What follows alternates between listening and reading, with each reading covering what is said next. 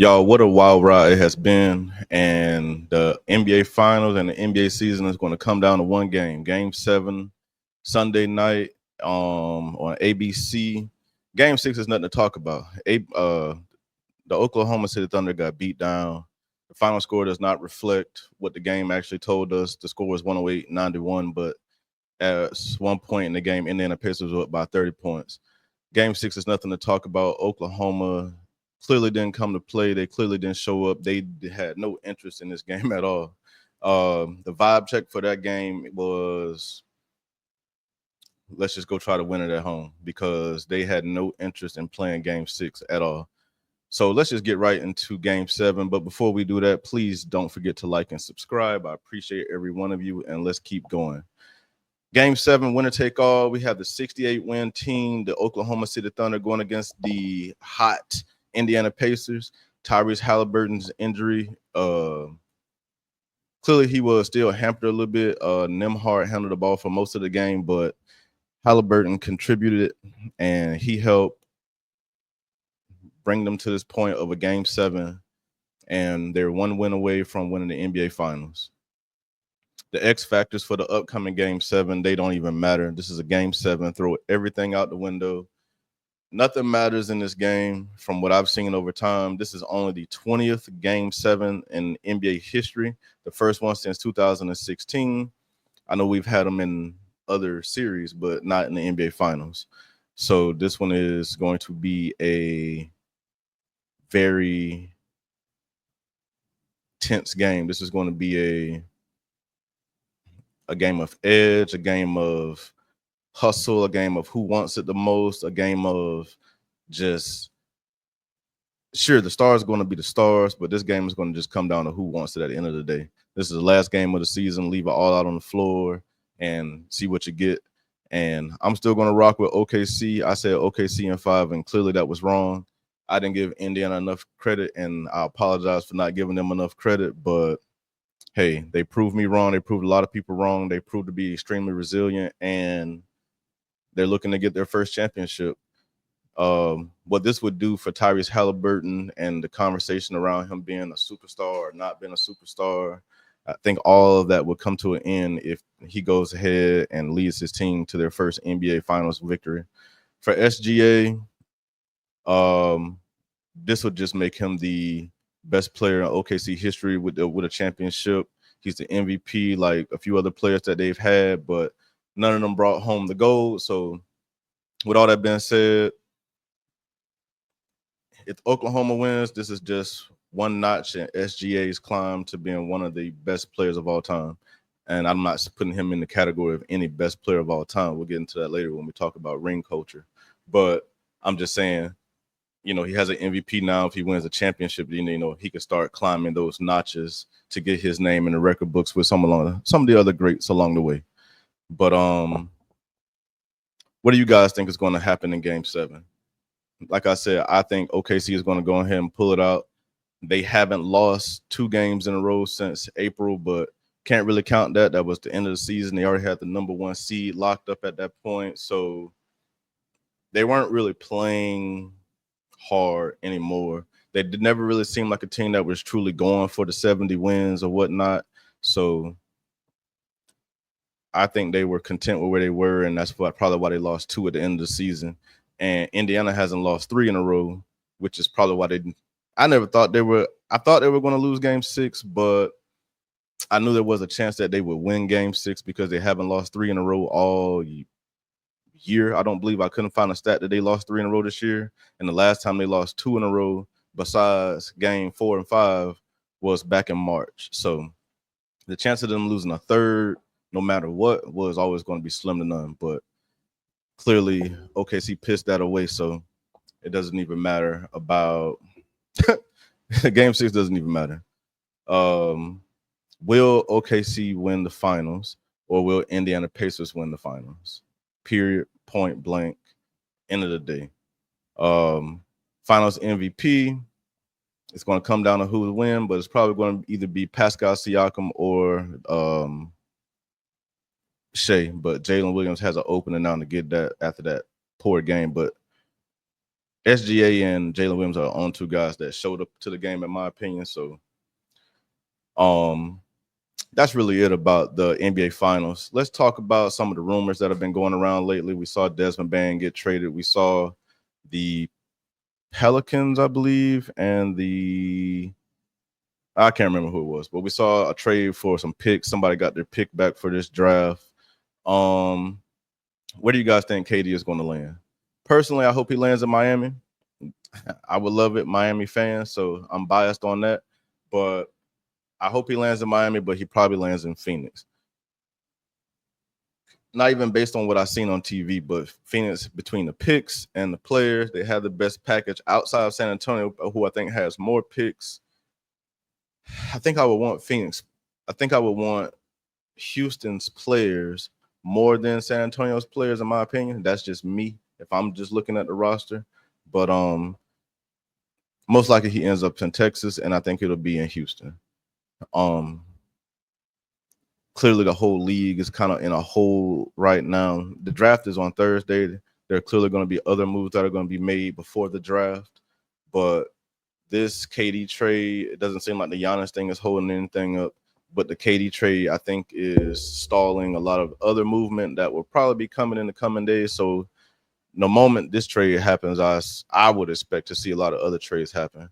We could possibly see Jaylen Brown in Boston get traded. I doubt it, but that would tell you the type of year that Boston is looking to have and where they're going in the future. Build it around Jason Tatum or whatnot. But I don't think they move him, but I do think they move Derek White potentially. Drew Holiday, I definitely think is gone. Porzingis is on an expiring contract, so he's definitely probably out of there. I can see things like that happening in Boston. The Knicks still don't have a coach, but I heard Taylor Jenkins is the favorite for that job. We'll see what happens as the season comes to an end on Sunday. I'm sure they would probably want to have a coach before the draft so that they can have a direction, or so that whatever coach has a direction, or not have a direction forced on them by the organization. So we'll see what happens with that. Cooper Flag is obviously going to get drafted number 1. And then the draft starts at 2. We've seen Ace Bailey not showing up to workouts and stuff like that. I'm not sure what it's about. I haven't done much research in it.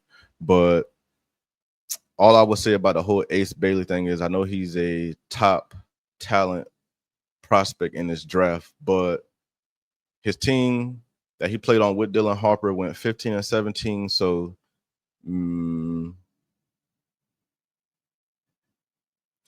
does what he brings to the table equivalent to winning? And we've seen other draft picks that have a high skill set, but their skill set doesn't necessarily generate a lot of winning. LaMelo Ball being one of them that comes off the top of my mind, but just throwing that out there for an example. So the draft starts at 2. We all know Cooper Flag is going to Dallas Mavericks. I would be surprised if he didn't. But only thing I'll ask about this one is what teams do you think should go all in for KD, other than the ones that I've mentioned? I heard Minnesota's in there as well. And as far as this draft goes, who do you think will win the draft, and will there be any draft day surprises? I haven't seen or heard of any. The Magic already made a trade, and so they are not participating in the draft, nor did it really matter anyways because they are looking to be good. So the picks that they gave away in the Bang trade don't even really matter. But I think once this KD trade happens, a lot of things will start reshaping, and then we'll start with seeing where people really fall in this draft. Maybe the KD trade is holding up the whole Giannis thing. Maybe he's just waiting to see where he ends up because Houston and San Antonio were also part of the rumored list for Giannis. So maybe he's just sitting back waiting or whatnot. So we'll see what happens with that. But personally, I think Giannis stays. I think KD ends up hopefully in Miami, but more likely he ends up in Houston. San Antonio would be interesting, but I think he ends up in Houston. But lastly, let's get into the whole LeBron, the viral comments that he made about the whole ring culture and saying that championships are team achievement, which they are, and they shouldn't only measure a players' greatness, which I totally agree with. I don't think championships should totally define a player's greatness, but I do think they should matter in the conversation because it's far down this little league, basketball, football, or any sport that you play. Everybody's trying to win a championship and be the best player. So championship culture matters, ring culture matters. Everybody wants to be a champion. It's something that even in the business world, people want to be the best at their jobs and whatnot. So it's just a thing. So it's a society thing. And I don't necessarily think it's a bad thing, but I believe that it does matter, but it doesn't tell the whole story, obviously. Because if it did, Bill Russell would probably be the GOAT. If you mix most rings with career accolades, Bill Russell has 11 rings, 5 MVPs, and 12 All-Stars. So, and then rounding out the top 5 would be Sam Jones, but you could probably replace him with LeBron James, Kareem, Magic Johnson, and Michael Jordan.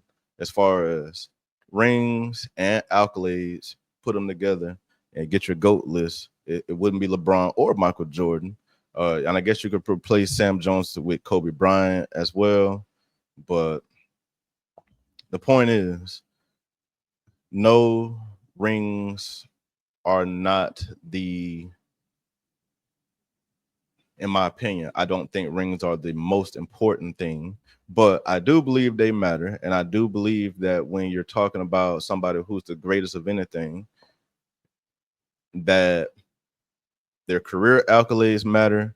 And in the sports world, championships matter. So that's my 2 cents on that conversation. I just wanted to give my take on that because I heard that going around and thought it was important to say that. And I think more people should speak out on it because everybody tries to win at every sport from the youngest age. We're all taught to win, taught to be a champion, play like a champion, fight like a champion, so where basketball isn't an individual sport, and that's where I think it gets mixed up at as well. It's a team sport. So if you're on a crappy team and you're the best player, it doesn't mean you're going anywhere. And going back to the whole draft thing with Ace Bailey and Dylan Harper, maybe that was the case. Maybe they were the 2 best players, and maybe the rest of the team was garbage, and maybe that's why they went 15 and 17. But you do need help along the way in everything, whether in the sports world, clearly, and then also in the professional world. Everybody needs help to get to the top. So nobody makes it alone unless you're in an individual sport, which there ain't many of those outside of golf and tennis and combat sports. So that's my 2 cents on that. But in closing, drop your game 7 predictions. Let me know who you think is going to win. I'm rolling with OKC. Let me know if you think I'm wrong. Let me know your KD trade takes. I would love to know where you guys think he's going to go or where you think he should go. And let me know your GOAT picks. Tell me your GOAT picks and let me know what you think about the GOAT debate in the comment. I know it's always a hot debate. I don't necessarily like it because it depends on who you get into the debate with and how much knowledge they have on a sport or sports in general to have a educated conversation about it. So it's not for everybody.